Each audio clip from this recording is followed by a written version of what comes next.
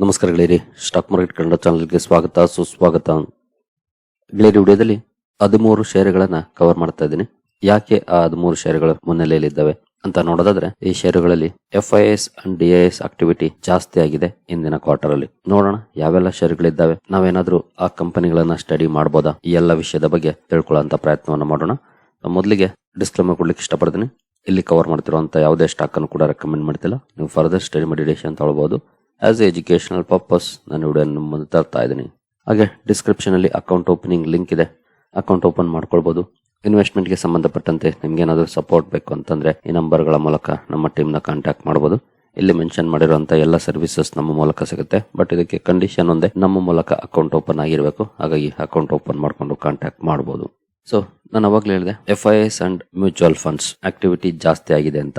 FIS ಅಂದ್ರೆ ನಿಮ್ಗೆ ಈಗಾಗಲೇ ಗೊತ್ತಿದೆ, foreign institutional investors. Mutual funds ಅಥವಾ ಡೊಮೆಸ್ಟಿಕ್ ಇನ್ಸ್ಟಿಟ್ಯೂಷನಲ್ ಇನ್ವೆಸ್ಟರ್ಸ್. ಇಲ್ಲಿ ಮ್ಯೂಚುವಲ್ ಫಂಡ್ಸ್ ಕೂಡ ಬರುತ್ತೆ, ಬೇರೆ ಬೇರೆ ಇನ್ಸ್ಟಿಟ್ಯೂಷನ್ಸ್ ಕೂಡ ಬರುತ್ತೆ. ಅದೆಲ್ಲವೂ ಸೇರಿಸಿ DIS ಅಂತ ಕರೀತಾರೆ. ನಾನು ಇವತ್ತಿನ ಈ ವಿಡಿಯೋದಲ್ಲಿ 13 ಷೇರುಗಳನ್ನ ಕವರ್ ಮಾಡ್ತಾ ಇದ್ದೀನಿ. ಇಲ್ಲೆಲ್ಲ mutual funds FIS holdings increase ಆಗಿದೆ. ನಾನು ಈ ಹಿಂದೆನೂ ಕೂಡ ಈ ರೀತಿಯ ವಿಡಿಯೋಗಳನ್ನ ಕವರ್ ಮಾಡಿದ್ದೀನಿ. ಇವನ್ ಲಾಸ್ಟ್ ವೀಕ್ ಕೂಡ ಒಂದು ವಿಡಿಯೋ ಕವರ್ ಮಾಡಿದ್ದೆ. FIS DIS ಸ್ಟೇಕ್ ಅನ್ನ ತಗೊಂಡಿದ್ದಾರೆ ಅಂದ ತಕ್ಷಣ ಖಂಡಿತ ನಾವು ಕೂಡ ತಗೊಳಕ್ ಆಗೋದಿಲ್ಲ, ತಗೋಬಾರ್ದು ಕೂಡ. ಆದ್ರೆ ಅವರು ರೈಸ್ ಮಾಡ್ತಿದ್ದಾರೆ ಅಂದ್ರೆ ಖಂಡಿತ ಅವರು ಯಾವ್ದಾದ್ರು ಒಂದು ಪಾಸಿಟಿವ್ ಅನ್ನೇ ನೋಡಿ ರೈಸ್ ಮಾಡಿರ್ತಾರೆ. ಹಾಗಾಗಿ ನಾವು ಕೂಡ ಆ ಕಂಪನಿಗಳನ್ನ ನಮ್ಮ ರಡಾರ್ ಅಲ್ಲಿ ಇಟ್ಕೊಂಡು ಸ್ಟಡಿ ಮಾಡಿದ್ರೆ ಮೇ ಬಿ ಅದು ನಮಗೂ ಕೂಡ ಒಂದಷ್ಟು ಲಾಭವನ್ನ ತರಬಹುದು. ಯಾಕಂದ್ರೆ ಒಳ್ಳೆ ಕಂಪನಿಗಳನ್ನ ಫೈಂಡ್ ಮಾಡುವಂತ ಅವಕಾಶ ಸಿಗಬಹುದು. ಸೊ ಆ ನಿಟ್ಟಿನಲ್ಲಿ ಪ್ರಯತ್ನ ಮಾಡೋದಕ್ಕೆ ನಾನು ಈ ರೀತಿಯ ವಿಡಿಯೋಗಳನ್ನ ಕವರ್ ಮಾಡ್ತಾ ಇರ್ತೀನಿ ಅಷ್ಟೇ. ಇವರನ್ನ ಕಾಪಿ ಮಾಡಿ ನಾವು ಖಂಡಿತ ಮಾರ್ಕೆಟ್ ಅಲ್ಲಿ ಸರ್ವೈವ್ ಆಗಕ್ಕಾಗೋದಿಲ್ಲ. ಯಾವಾಗ ನಾವು ಕೂಡ ಒಂದಷ್ಟು ವಿಷಯವನ್ನ ತಿಳ್ಕೊಳ್ಳೋಕೆ ಸಾಧ್ಯ ಆಗುತ್ತೆ ಅಥವಾ ಪ್ರಯತ್ನ ಪಡ್ತೀವಿ, ಆಗ ನಾವು ಮಾರ್ಕೆಟ್ ಅಲ್ಲಿ ಸರ್ವೈವ್ ಆಗ್ಬಹುದು, ಜೊತೆಗೆ ಒಳ್ಳೆ ಲಾಭವನ್ನು ಕೂಡ ಮಾಡಬಹುದು. ಹಾಗಾಗಿ ಬ್ಲೈಂಡ್ಲಿ ಯಾರನ್ನು ಕಾಪಿ ಮಾಡಕ್ ಹೋಗ್ಬೇಡಿ. Do your due diligence. ನೀವು ನಿಮ್ಮ ಸ್ಟಡೀಸ್ ಅನ್ನ ಮಾಡಿನೇ ಡಿಸಿಷನ್ ತಗೊಳ್ಬೇಕು. ಬಟ್ ಆಸ್ ಎ ಸಪೋರ್ಟಿವ್ ಆಗಿ ಇಂತಹ ವಿಷಯಗಳನ್ನ ನೋಡ್ಬೇಕು. ಫಾರ್ ಎಕ್ಸಾಂಪಲ್, ನೀವು ಯಾವುದೋ ಒಂದು ಸ್ಟಾಕ್ ಅನ್ನ ಸ್ಟಡಿ ಮಾಡಿದಿರಿ, ಆ ಸ್ಟಾಕ್ ನಿಮ್ಗೆ ಫಂಡಮೆಂಟಲಿ ಲುಕ್ಸ್ ಗುಡ್, ಚೆನ್ನಾಗಿದೆ, ಲಾಂಗ್ ಟರ್ಮ್ ಅಲ್ಲಿ ಒಳ್ಳೆ ಲಾಭವನ್ನು ಕೊಡಬಹುದು ಅಂತ ಅನ್ಸುತ್ತೆ. ಅಂತಹ ಸ್ಟಾಕ್ ಅಲ್ಲಿ FIS DIS ಕೂಡ ಸ್ಟೇಕ್ ಅನ್ನ ಜಾಸ್ತಿ ಮಾಡ್ತಿದ್ದಾರೆ ಅಂದಾಗ ನಿಮ್ಮ ಬೆನ್ನನ್ನ ನೀವೇ ತಟ್ಕೊಳ್ಳುವಂತ ಸಮಯ ಅದು. ಯಾಕಂದ್ರೆ you are on the right way. So ಆ ನಿಟ್ಟಿನಲ್ಲಿ ನಾವು ಆಸ್ ಎ ಸಪೋರ್ಟಿವ್ ಆಗಿ ಈ ರೀತಿಯ ಡೇಟಾಗಳನ್ನ ತಗೊಳ್ಬೇಕು. ಬಟ್ ಇದರ ಮೇಲೆ 100% ರಿಲೈ ಆಗಿ ಡಿಸಿಷನ್ ತಗೊಳ್ಬಾರ್ದು. ಸೊ ನೋಡ್ತಾ ಹೋಗೋಣ ಬನ್ನಿ ಯಾವೆಲ್ಲ ಷೇರುಗಳಿದ್ದಾವೆ ಒಂದೊಂದಾಗಿ ತಿಳ್ಕೊಳ್ಳೋಣ. ನೋಡಬಹುದು, FIS and mutual funds keep buying these 9 stocks. 3 turn multibaggers up to 85% rally in FY26 ಅಲ್ಲಿ ಈಗಾಗಲೇ ಒಳ್ಳೆ ರ್ಯಾಲಿಯನ್ನು ಕೂಡ ಕೊಟ್ಟಿದ್ದಾವೆ. 3 ಷೇರುಗಳು ಇದರಲ್ಲಿ. ಇಲ್ಲಿ 9 ಷೇರುಗಳು ಅಂತ ಇದೆ. ಆಕ್ಚುಲಿ ನಾನು 13 ಷೇರುಗಳನ್ನ ಕವರ್ ಮಾಡ್ತಾ ಇದ್ದೀನಿ. 9ರಲ್ಲಿ ಇಬ್ರು ಸ್ಟೇಕ್ ಅನ್ನ ಜಾಸ್ತಿ ಮಾಡಿದ್ದಾರೆ, FIS ಅಂಡ್ ಮ್ಯೂಚುವಲ್ ಫಂಡ್ಸ್. ಇನ್ನ 4 ಷೇರುಗಳಲ್ಲಿ ಇಲ್ಲ FIS ಜಾಸ್ತಿ ಮಾಡಿದ್ದಾರೆ, ಇಲ್ಲ DIS ಜಾಸ್ತಿ ಮಾಡಿದ್ದಾರೆ. ಸೊ ಈ ರೀತಿಯಾಗಿ ಜಾಸ್ತಿ ಆಗಿದೆ ಸ್ಟೇಕ್. ನೋಡೋಣ, ಅವುಗಳ ಬಗ್ಗೆ ತಿಳ್ಕೊಳ್ಳೋಣ. ಈ ಡೇಟಾನ ET ಮಾರ್ಕೆಟ್ಸ್ ಪಬ್ಲಿಷ್ ಮಾಡಿದೆ. ಡೇಟಾ ಸೋರ್ಸ್ ಕೂಡ ನೋಡಬಹುದು, ಎಸ್ ಈಕ್ವಿಟಿ ಅವರು ಕೊಟ್ಟಿರುವಂತದ್ದು. ಮೊದಲನೇ ಸ್ಟಾಕ್ ಗೆ ಬಂದ್ರೆ ಅದು ಫೋರ್ಸ್ ಮೋಟಾರ್ಸ್ ಅಲ್ಲಿ ಯಾವ ರೀತಿ ಚೇಂಜಸ್ ಆಗಿದೆ ಶೇರ್ ಹೋಲ್ಡಿಂಗ್ ಅಲ್ಲಿ ಅಂತ ನೋಡೋದಾದ್ರೆ ನೋಡಬಹುದು. ಮ್ಯೂಚುವಲ್ ಫಂಡ್ ಹೋಲ್ಡಿಂಗ್ಸ್ ಜೂನ್ 25 ಅಲ್ಲಿ 0.65 ಇತ್ತು, ನಂತರ 0.72 ಆಯ್ತು, ಈಗ 0.95 ಆಗಿದೆ. ಹಾಗೆ FIS 9.7 ಇದ್ರು ಜೂನ್ ಅಲ್ಲಿ, ಸೆಪ್ಟೆಂಬರ್ ಅಲ್ಲಿ 10.27 ಆಯ್ತು, ಡಿಸೆಂಬರ್ ಅಲ್ಲಿ 10.46 ಆಗಿದೆ. ಅಂದ್ರೆ ಲಾಸ್ಟ್ 3 ಕ್ವಾರ್ಟರ್ ಅಲ್ಲಿ ಮ್ಯೂಚುವಲ್ ಫಂಡ್ಸ್ ಕೂಡ ಜಾಸ್ತಿ ಮಾಡಿದ್ದಾರೆ ತಮ್ಮ ಸ್ಟೇಕ್ ನ, FIS ಕೂಡ ತಮ್ಮ ಸ್ಟೇಕ್ ಅನ್ನು ಜಾಸ್ತಿ ಮಾಡಿದ್ದಾರೆ ಫೋರ್ಸ್ ಮೋಟಾರ್ಸ್ ಅಲ್ಲಿ. ತುಂಬಾ ಒಳ್ಳೆ ಪರ್ಫಾರ್ಮೆನ್ಸ್ ಕೂಡ ಈ ಸ್ಟಾಕ್ ಅಲ್ಲಿ ಈಗಾಗಲೇ ನೋಡ್ಲಿಕ್ಕೆ ಸಿಕ್ಕಿದೆ. ಬಟ್ ಆಟೋ ಸೆಕ್ಟರ್ ಒಳ್ಳೆ ಪರ್ಫಾರ್ಮೆನ್ಸ್ ಅನ್ನ ಮಾಡ್ತಾ ಇದೆ. ಓವರ್ ಆಲ್ ಸೆಕ್ಟರ್ ಅಲ್ಲಿ ಒಳ್ಳೆ ಸೆಂಟಿಮೆಂಟ್ ಇದೆ, ಅದರ ಲಾಭ ಫೋರ್ಸ್ ಮೋಟಾರ್ಸ್ ಕೂಡ ಆಗಿದೆ. ಜೊತೆಗೆ ಕಂಪನಿಯ ನಂಬರ್ಸ್ ಕೂಡ ಚೆನ್ನಾಗಿದೆ, ಅದಕ್ಕೆ ತಕ್ಕಂತೆ ಪರ್ಫಾರ್ಮೆನ್ಸ್ ಕೂಡ ನೋಡ್ಲಿಕ್ಕೆ ಸಿಗ್ತಾ ಇದೆ. ಇಲ್ಲಿ ಲಾಸ್ಟ್ 3 ಕ್ವಾರ್ಟರ್ ಅಲ್ಲಿ ಇಬ್ರು ಕೂಡ ಸ್ಟೇಕ್ ಅನ್ನ ಇನ್ಕ್ರೀಸ್ ಮಾಡ್ಕೊಂಡು ಹೋಗಿದ್ದಾರೆ, ನೋಡಬಹುದು. ನಂತರ Gujarat mineral development corporation GMDC ಯಲ್ಲಿ ನೋಡಬಹುದು, ಮ್ಯೂಚುವಲ್ ಫಂಡ್ಸ್ ಜೂನ್ 25ರಲ್ಲಿ 0.13% ಸ್ಟೇಕ್ ಅನ್ನ ಹೊಂದಿದ್ರು, ನಂತರ 0.14 ಆಯ್ತು, ಈಗ 0.4% ಆಗಿದೆ. ಒಳ್ಳೆ ಇಂಪ್ರೂವ್ಮೆಂಟ್ ನೋಡ್ಲಿಕ್ಕೆ ಸಿಕ್ಕಿದೆ. FIS ಕಡೆ ಬಂದ್ರೆ 2.25, 3.32, ಈಗ 2.3. ಆಕ್ಚುಲಿ ಹಿಂದಿನ ಕ್ವಾರ್ಟರ್ ಅಲ್ಲಿ ತುಂಬಾ ಚೆನ್ನಾಗಿ ರೈಸ್ ಮಾಡಿದ್ರು, ನಂತರ GMDC ಯಲ್ಲಿ ಒಂದಷ್ಟು ಸೆಲ್ ಮಾಡಿದ್ದಾರೆ. ಡಿಸೆಂಬರ್ ಕ್ವಾರ್ಟರ್ ಅಲ್ಲಿ 2.3% ಇದೆ. ಬಟ್ ಜೂನ್ ಹೋಲ್ಡಿಂಗ್ ಇಂತ ಜಾಸ್ತಿನೇ ಇದೆ, ಈಗಲೂ ಕೂಡ ನೋಡಬಹುದು. ಇಲ್ಲೂ ಕೂಡ ತುಂಬಾ ಒಳ್ಳೆ ಪರ್ಫಾರ್ಮೆನ್ಸ್ ಈಗಾಗಲೇ ನೋಡ್ಲಿಕ್ಕೆ ಸಿಕ್ಕಿದೆ. ನಂತರ ಅಶೋಕ್ ಲೇಲ್ಯಾಂಡ್ ಇಲ್ಲಿ ನೋಡಬಹುದು, ಮ್ಯೂಚುವಲ್ ಫಂಡ್ಸ್ ಜೂನ್ ಅಲ್ಲಿ 7.86% ಹೋಲ್ಡಿಂಗ್ ಇಟ್ಟಿದ್ರು, ನಂತರ 8.24 ಆಯ್ತು, ಈಗ 8.32% ಹೋಗಿದೆ. ಈಗಲೂ ಕೂಡ ಜಾಸ್ತಿ ಮಾಡಿದ್ದಾರೆ. ಇನ್ನು FIS ಹೋಲ್ಡಿಂಗ್ಸ್ ಕಡೆ ಬಂದ್ರೆ 23.85 ಇತ್ತು, 24.32, ಈಗ 24.41% ಹೋಗಿದೆ. ಇಬ್ರು ಕೂಡ ಕಂಟಿನ್ಯೂಸ್ ಆಗಿ ಲಾಸ್ಟ್ 3 ಕ್ವಾರ್ಟರ್ ಅಲ್ಲಿ ರೈಸ್ ಮಾಡಿದ್ದಾರೆ. FIS ನೋಡಬಹುದು ಸುಮಾರು ಕಡೆ ಸೆಲ್ ಮಾಡಿದ್ದಾರೆ, ಕಂಟಿನ್ಯೂಸ್ ಆಗಿ ಸೆಲ್ಲಿಂಗ್ ಅನ್ನ ಮಾಡ್ತಾನೆ ಇದ್ದಾರೆ. ಬಟ್ ಸ್ಟಿಲ್ ಇಲ್ಲಿ ಸ್ಟೇಕ್ ಅನ್ನ ಜಾಸ್ತಿನೇ ಮಾಡ್ಕೊಂಡಿದ್ದಾರೆ. ಅಶೋಕ್ ಲೇಲ್ಯಾಂಡ್ ನೆಕ್ಸ್ಟ್ ಸ್ಟಾಕ್ ಹೋಗೋಣ. ಡೆಲಿವರಿಯಲ್ಲೂ ಕೂಡ ಒಂದಷ್ಟು ಬದಲಾವಣೆಗಳಾಗಿದೆ. ಸ್ಟಾಕ್ ಕೂಡ ಇತ್ತೀಚಿನ ದಿನಗಳಲ್ಲಿ ಒಳ್ಳೆ ಪರ್ಫಾರ್ಮೆನ್ಸ್ ಅನ್ನೇ ಮಾಡಿದೆ. ಮ್ಯೂಚುವಲ್ ಫಂಡ್ ಹೋಲ್ಡಿಂಗ್ ನೋಡಬಹುದು 27.06 ಇತ್ತು ಜೂನ್ ಅಲ್ಲಿ, ನಂತರ 29.94 ಆಯ್ತು, ಈಗ 32.75 ಹೋಗಿದೆ. ತುಂಬಾ ಒಳ್ಳೆ ಜಂಪ್ ಆಗಿದೆ ಮ್ಯೂಚುವಲ್ ಫಂಡ್ ಹೋಲ್ಡಿಂಗ್ಸ್ ಅಲ್ಲಿ ಡೆಲಿವರಿಯಲ್ಲಿ.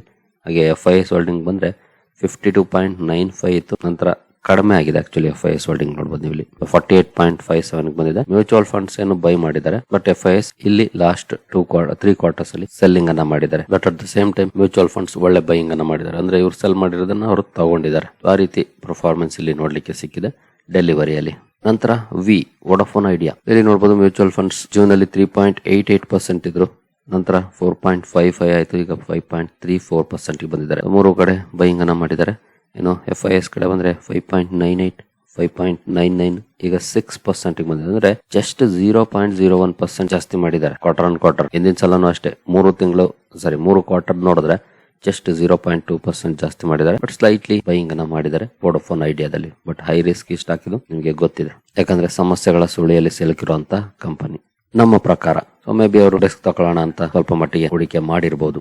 ನಂತರ ಡೇಟಾ ಪ್ಯಾಟರ್ನ್ಸ್ ಮತ್ತೊಂದು ಡಿಫೆನ್ಸ್ ಕಾಂಟ್ರಿಬ್ಯೂಷನ್ ಮಾಡುವಂತ ಕಂಪನಿ. ಜೂನ್ ಅಲ್ಲಿ ನೋಡಬಹುದು 6.72%, 7.42, ನಂತರ 7.61% ಹೋಗಿದೆ ಮ್ಯೂಚುವಲ್ ಫಂಡ್ ಹೋಲ್ಡಿಂಗ್. ಇನ್ನು FIS ಕಡೆ ಬಂದ್ರೆ 12.78, 11.4, ಈಗ 11.54. FIS ಆಕ್ಚುಲಿ ಜೂನ್ ಗೆ ಕಂಪೇರ್ ಮಾಡಿದ್ರೆ ಸೆಪ್ಟೆಂಬರ್ ಅಲ್ಲಿ ಕಡಿಮೆ ಆಗಿದೆ, ಬಟ್ ನಂತರ ಡಿಸೆಂಬರ್ ಅಲ್ಲಿ ಸ್ವಲ್ಪ ಜಾಸ್ತಿ ಮಾಡಿದ್ದಾರೆ. ಇಲ್ಲಿ ಕಡಿಮೆ ಆದ್ರೂ ಇಲ್ಲಿ ಸ್ವಲ್ಪ ಮಟ್ಟಿಗೆ ಜಾಸ್ತಿ ಮಾಡಿದ್ದಾರೆ ನೋಡಬಹುದು.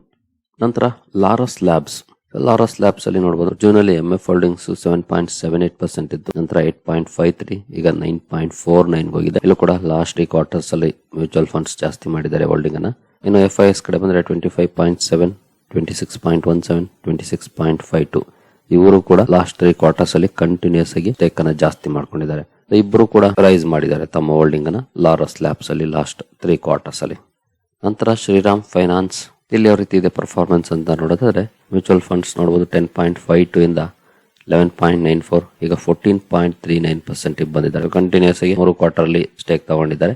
FIS ಕಡೆ ಬಂದ್ರೆ 52.61 ಇತ್ತು ಜೂನಲ್ಲಿ, ನಂತರ ಸೆಪ್ಟೆಂಬರ್ ಅಲ್ಲಿ 49.61 ಬಂತು, ನಂತರ 47.21 ಬಂದಿದೆ. ಅಂದ್ರೆ ಸ್ಟೇಕ್ ಅನ್ನ ಇವರು ಕಡಿಮೆ ಮಾಡ್ಕೊಂಡಿದ್ದಾರೆ, ಬಟ್ ಮ್ಯೂಚುವಲ್ ಫಂಡ್ ಸ್ಟೇಕ್ ಅನ್ನ ಜಾಸ್ತಿ ಮಾಡ್ಕೊಂಡಿದ್ದಾರೆ. ನಂತರ HBL ಎಂಜಿನಿಯರಿಂಗ್ ಅಲ್ಲಿ ಯಾವ ರೀತಿ ಇದೆ ಅಂತ ನೋಡೋದಾದ್ರೆ ಮ್ಯೂಚುವಲ್ ಫಂಡ್ಸ್ 0.21, 0.29, ಈಗ 0.35% ಬಂದಿದ್ದಾರೆ. ಲಾಸ್ಟ್ 3 ಕ್ವಾರ್ಟರ್ಸ್ ರೈಸ್ ಮಾಡಿದ್ದಾರೆ. ಇನ್ನು FIS ನೋಡಿದ್ರೆ 4.83, 7.1, ಈಗ 5.87 ಮಧ್ಯೆ ಅಂದ್ರೆ ಸೆಪ್ಟೆಂಬರ್ ಕ್ವಾರ್ಟರ್ ಅಲ್ಲಿ ರೈಸ್ ಮಾಡಿದ್ರು, ನಂತರ ಕಡಿಮೆ ಮಾಡಿದ್ದಾರೆ ಡಿಸೆಂಬರ್ ಕ್ವಾರ್ಟರ್ ಅಲ್ಲಿ. ಬಟ್ ಸ್ಟಿಲ್ ಜೂನ್ ಕ್ವಾರ್ಟರ್ ಗಿಂತ ಜಾಸ್ತಿನೇ ಇದೆ ಹೋಲ್ಡಿಂಗ್ ಈಗಲೂ ಕೂಡ ನೋಡಬಹುದು HBL ಎಂಜಿನಿಯರಿಂಗ್ ಅಲ್ಲಿ FIS.